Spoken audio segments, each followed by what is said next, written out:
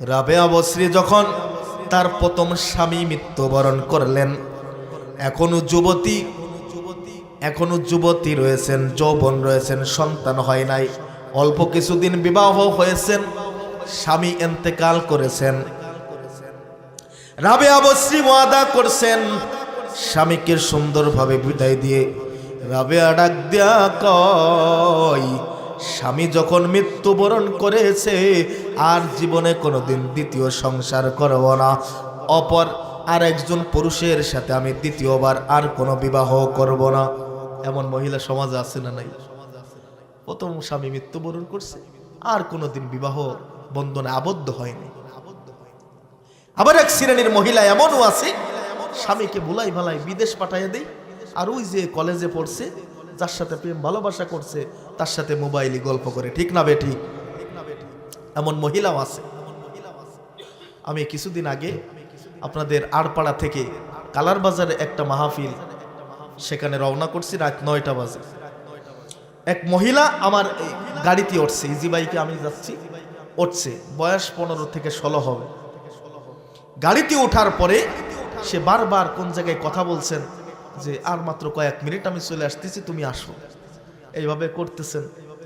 বিভিন্ন অশ্লীল খারাপ গান বাজনা দেখতেছেন।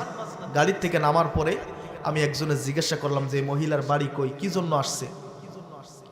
একজন গাড়ির ড্রাইভার ডাক দিয়ে বলেন, হুজুর প্রত্যেকটা দিন এই মহিলা এই সময় আসে, আর এই পাশের কাস্টমার আছে।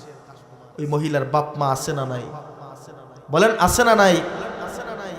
এই জন্য নারী হলো এমন, আল্লাহর পয়গম্বর ডাক দিয়ে বলেন, একজন শিশু পৃথিবীর বুকে আগমন করার পরে 1.5 থেকে 2 বছরের ভিতরে কথা বলা শেখে। ঠিক না বে ঠিক?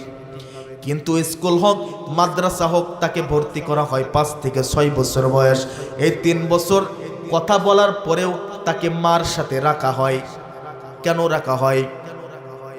আমার মালিক ডাক দিয়ে কয়, প্রত্যেকটা সন্তানের সর্বপ্রথম শিক্ষক হলো তার মা। মা যদি ভালো হয় সা ভালো হয়, আর মা যদি ভালো না হয় সাও কিন্তু ভালো হয় না। এই জন্য আল্লাহ তাআলা ডাক দিয়ে করেন, বিবাহর আগে হলো এমন একজন স্ত্রী তালাশ করো, যেই স্ত্রী ঘরে নিয়ে আসার পরে আল্লাহর রহমত বর্ষণ হয়। যারা আল্লাহর ওলি হয় তাদের পিতা মাতার জীবনী পড়লে দেখা যায় মায়ের অবদান হলো সবচাইতে বেশি। যেমন বাইজিদ বুস্তামির ঘটনা খুললে দেখা যায়, বাইজিদ বুস্তামি যখন ছোট্ট শিশু, বাইজিদের মা শিখায়া দিয়েছেন, হে বাইজিদ,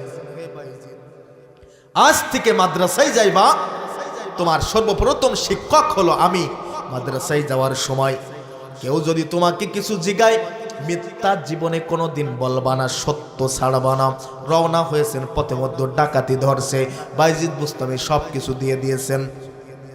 ডাকাতির দল ডাক দিয়ে কয়, হে শিশু, এর আগে যারা আসছে তাদের কাছে ডাকাতি করার জন্য টাকা পয়সা চেয়েছি, তারা বলছে আমাদের কাছে টাকা পয়সা নাই, আর তোমার কাছে আছে, চাওয়ার আগেই তুমি বললা অমুক জায়গায় আছে, বের করে নেন। এই শিক্ষা কই পেয়েছ? 6 বছরের ছোট্ট শিশু ডাক দিয়ে কয়, এই শিক্ষাটা হলো আমার মা আমাকে দিয়েছেন, বলছেন জীবন যদি চলে যায় এরপরও মিথ্যা তুমি বলবা না। ডাকাতির দল বাইজিদের হাতে হাত দিয়ে কালেমা পড়ে মুসলমান হয়ে গেছেন। এই ছোট্ট শিশু, তুমি যদি এই শিক্ষা গ্রহণ করতে পারো, আমরা এখনো কেন ডাকাতি করতেছি? বাইজিদ বুস্তামি এই শিক্ষা গ্রহণ করার পরে যখন বাড়িতে গেছেন, মা ডাক দিয়ে কয়, হে বাইজিদ, রাত্রেবেলায় পানির তৃষ্ণা লাগছে, 1 গ্লাস পানি নিয়ে আসো। বাইজিদ বুস্তামি কূপ থেকে পানি ওঠানোর পরে এসে দেখেন যে মা ঘুমে বিভোর হয়ে গেছেন। সারা রাত্র বাইজিদ পানির গিলাস সাথে করে দাঁড়ায় আছেন। কেন দাঁড়ায় আছেন? বাইজিদ বুস্তামি জানেন, যদি মার মনে কষ্ট দিয়া হয় আমার আল্লাহ নারাজ হয়ে যায়। ঠিক না বে ঠিক? বন্দুকের গুলি মিস হইতে পারে, কিন্তু মার দোয়া মিস হইতে পারে না। তো বাইজিদ বুস্তামি সারা রাত, এদিকে তাকান, ওদিকে যা করে করে, বাইজিদ বুস্তামি সারা রাত পানির গিলাস সাথে করে দাঁড়ায় আছে। ফজরের যখন আজান হয়ে গেল, বাইজিদের মা উঠে কয়, কি রে বাইজিদ, এখনো পানির গিলাস সাথে করে দাঁড়ায় আছো, কারণটা কি? বাইজিদ বুস্তামি ডাক দিয়ে কয়, মাদ্রাসা থেকে আমাকে শিক্ষক শিখাইছে, মার মনে যদি কষ্ট দেওয়া হয় আল্লাহ নারাজ হয়ে যায়। ঘুম থেকে জাগ্রত করলে আপনি মনে কষ্ট পাবেন, এই জন্য জাগ্রত করে নাই। মা সঙ্গে সঙ্গে দোয়া করলেন, আল্লাহ আমার বাইজিদকে আপনি সুলতানুল আরিফিন বানায়া দিন। সুবহানাল্লাহ বলেন। মায়ের দোয়া লও হে মুমিন, মায়ের দোয়া লও, মায়ের দোয়া লও হে মুমিন, মায়ের দোয়া লও। বিপদে পড়বে না তুমি যখন যেথাই যাও, বিপদে পড়বে না তুমি যখন যেথাই যাও। মায়ের দোয়া লও হে মুমিন, মায়ের দোয়া লও।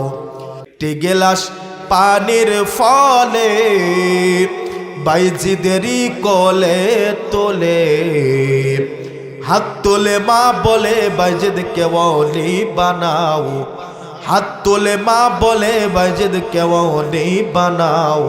মায়ের দোয়া লও হে মুমিন, মায়ের দোয়া লও, মায়ের দোয়া লও হে মুমিন, মায়ের দোয়া লও।